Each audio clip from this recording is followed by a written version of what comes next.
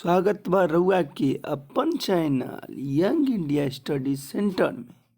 यदि अभी तक रउआ चैनल के नहीं सब्सक्राइब बानी, यदि अभी तक आप सब्सक्राइब नहीं किए हैं तो क्या करिए, चैनल को सब्सक्राइब कर लीजिए। क्लियर ना? चलिए मैं आज का प्रश्न की ओर बढ़ता हूँ। चलिए सब्सक्राइब कर ले प्लीज़, जिससे क्या हो कि हमारा वीडियो अपलोड हो तो आप तक नोटिफिकेशन पहुँचता रहे। बेल आइकन को ऑल में कर लें। चलिए तो आज मज़ेदार प्रश्न, आज यूनिक तरीका से आपको मैं बताने वाला हूँ प्रश्न के जवाब। ये रहा प्रश्न। चलिए, स्प्रिन कहाँ से मिलता है? जो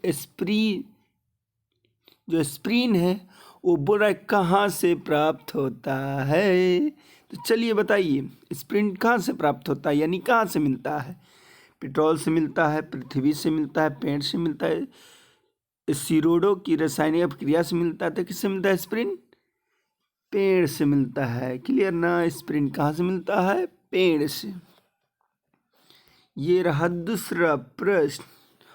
आज मैट्रिक धांसू देने वाले हैं, तो कृपया करके ध्यान दीजिएगा, समझे ना?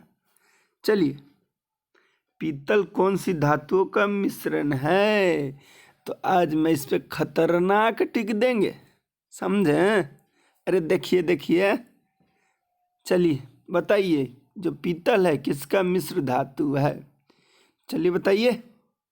तांबा और जस्ता का है, निकल और जस्ता का है, मैग्नीशियम और जस्ता का है, तांबा और जस्ता। चलिए बताइए, चलो जल्दी करिए, किसका है? तो चलिए ट्रिक हम पहले दे देते हैं। किसका है? याद रखना है पिताजी। क्या याद रखना है? पिताजी, यानी कि पीतल किसका मिश्र धातु है? तांबा और जस्ता का। क्या ट्रिक याद रखना है? पिताजी। जब भी एग्जाम में आए पीतल तो बस याद रखिए पिताजी। क्लियर ना? यानी कि पीतल किसका मिश्र धातु है?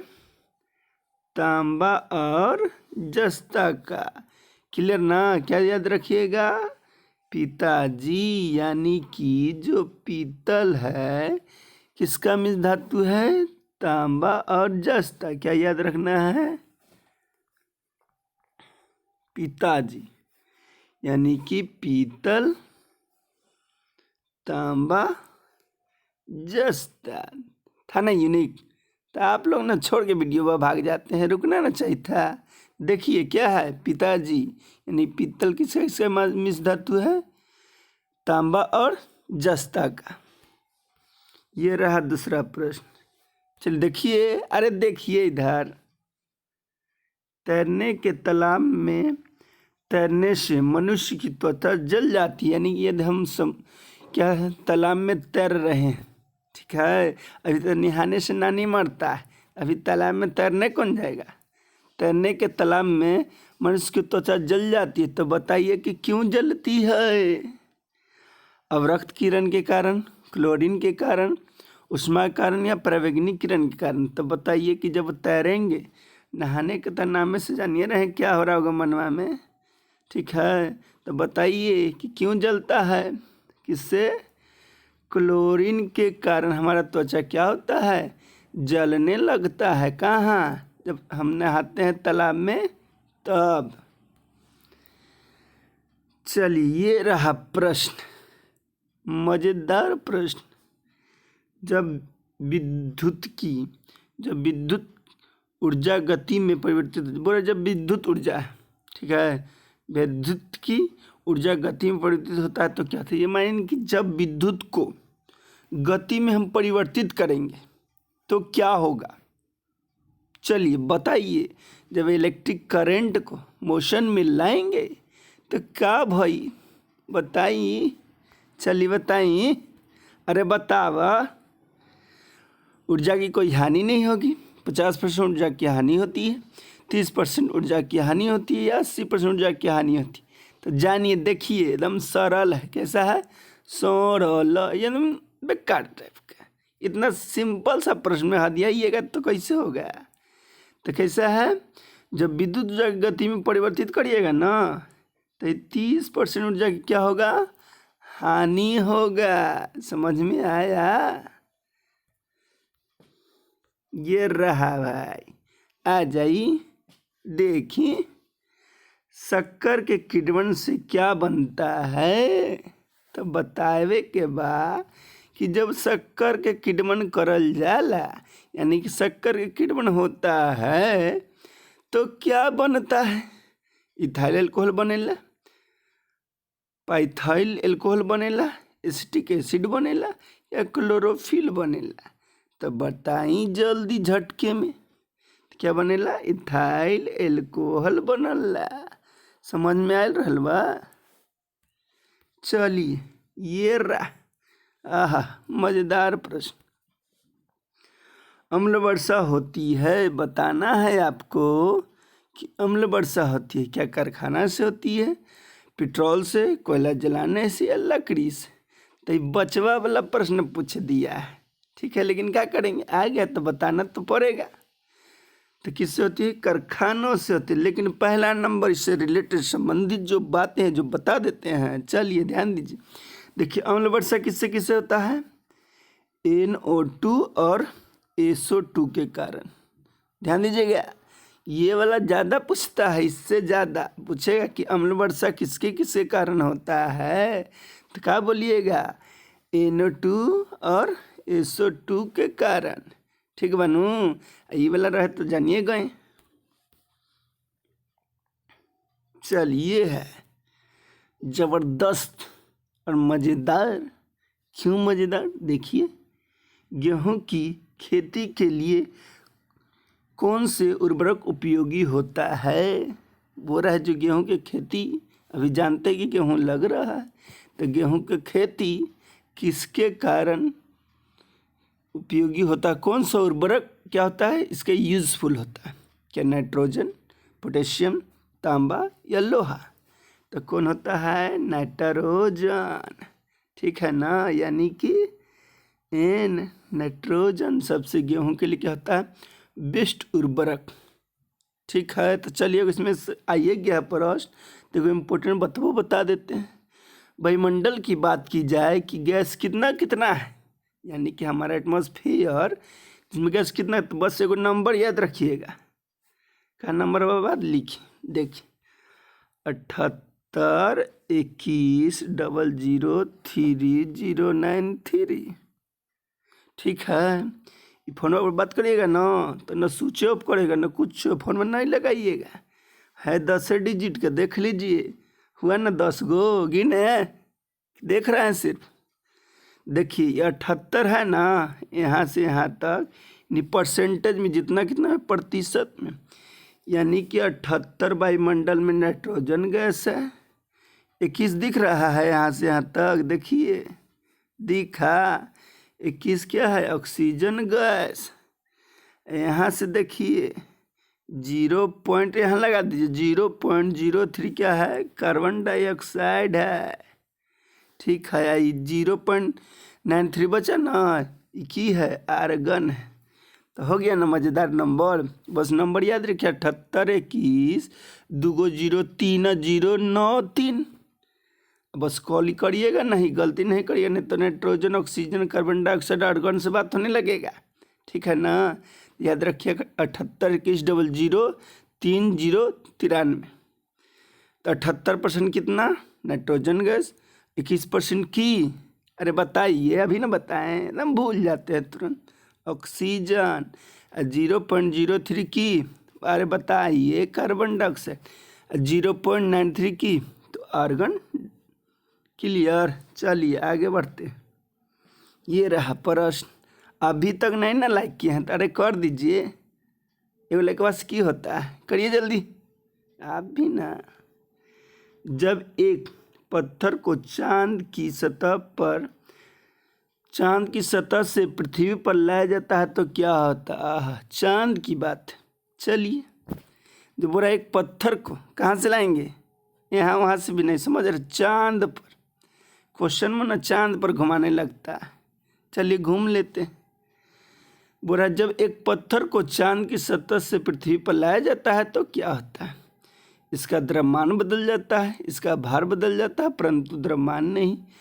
भार और द्रव्यमान बदल जाएगा, न द्रव्यमान नहीं भार। तो बताइए कि भैया जब हम एगो पत्थर लाने जाएंगे चांद पर से पृथ्वी पर लाएंगे तो क्या होगा, इसका भार बदल जाएगा परंतु द्रव्यमान जैसा था ज्यों का त्यों रह जाएगा। तो एक बात और यहाँ से बता देते हैं, जान लीजिए कि भैया जान लीजिए कि कोई पृथ्वी पर है कुछ, ठीक है, उसका भार मान लीजिए कि 60 kg है। कितना है? 60 kg मनवार है, मान लीजिए, ठीक है, दुनिया ही मानने से घूम रहा है, मान लीजिए कि है इतना। तो चांद पर इसका कितना भार हो जाएगा? तो जानिए जो भी पृथ्वी पर भार है उसका 1/6 हो जाता है। कहाँ? चांद पर, यानी कि मून पर, ठीक है ना। तो 60 kg है तो पृथ्वी पर कितना? 6 से भाग कर दीजिए तो 10 kg, यानी कि 1/6 भाग हो जाता है। यहाँ से यदि पृथ्वी से चांद पर कोई ले जाए तो उसका भार कितना हो जाएगा? 1/6। समझ में आ गया कि यदि 60 है तो वहाँ 10 हो जाएगा। चलिए, रहा मजेदार प्रश्न है भाई, ये सब न है ताकतवर क्वेश्चन। आप लिफ्ट में खड़े, कहाँ खड़े हैं? अरे देखिए प्रश्न आपको कहाँ कहाँ खड़ा, अभी चांद घुमाया, अब लिफ्ट में घुसाया। चलिए, आप लिफ्ट में खड़े हैं, लिफ्ट में फर्श पर आपके भार द्वारा रहा बल, यानी कि हम लिफ्ट में खड़ा हैं, बोला है खड़ा हो जाइए, मान लीजिए, अरे मानिए ना, महसूस करिए, कहाँ खड़े? लिफ्ट में खड़े। तो आपके भार द्वारा लगा बल क्या है? जो हमारा भार है वो क्या बल लगाता है, ये बताना है आपको भाई साहब। तो बताइए कि क्या होगा। पहला ऑप्शन सुनिएगा ध्यान से, क्या है कि लिफ्ट में 9.8 मीटर प्रति सेकंड स्क्वायर के त्वरण से ऊपर जाने समय शून्य हो जाएगा, या लिफ्ट के 9.8 मीटर प्रति सेकंड स्क्वायर से त्वरण से नीचे आते समय शून्य। तो क्या होगा? ऑप्शन बी सही। बताते हैं कैसे, सुनिए। जब हम लिफ्ट में मान लीजिए कि बैठल है या खड़े हैं, ठीक है, लिफ्ट तो देखे है ना, अरे मार्केट जाइए तो जो ऊपर नीचे में चढ़ के जाते आते हैं वही तो है लिफ्ट। उसमें क्या होता है, तो हमारा भार कितना रहता है? जैसा ही लिफ्ट नीचे आएगा ना, तो जानते कि 9.8 मीटर पर सेकंड स्क्वायर, जैसा ही नीचे आएंगे तो क्या हो जाएगा? त्वरण उसका शून्य, यानी लड्डू।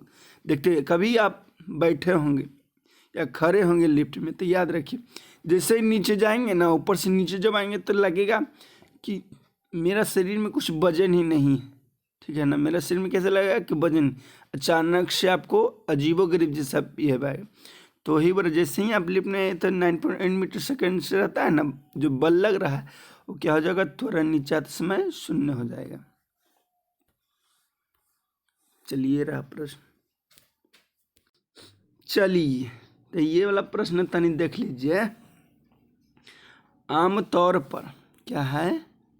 आमतौर पर सुरक्षा फ्यूज जलाने के लिए प्रयोग होने वाला तार किस पदार्थ से बना होता है?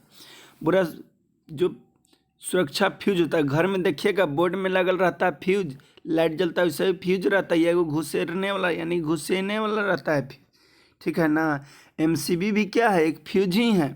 तो बताना है कि जो फ्यूजवा रहता है वो किसका मिश्रण रहता है? टीन का रहता है बनल, शीशा का रहता है, निकेल का, टीन और शीशा की एक मिश्र धातु। तो बताइए कि रहता है? क्या रहता है? टीन और शीशा का मिश्र धातु रहता है। अभी तक लाइक नहीं किया तो लाइकवा करते जाइए ना, सब्सक्राइब नहीं किया तो सब्सक्राइब कर लीजिए, दोस्त के बीच में नहीं भेजे हैं तो भेज लीजिए। चलिए, इसका हम ट्रिक दे देते हैं, बस याद रखिए फ्यूज सीटी। क्या रखिए? फ्यूज सीटी, ठीक है ना। क्या याद रखना है? फ्यूज सीटी।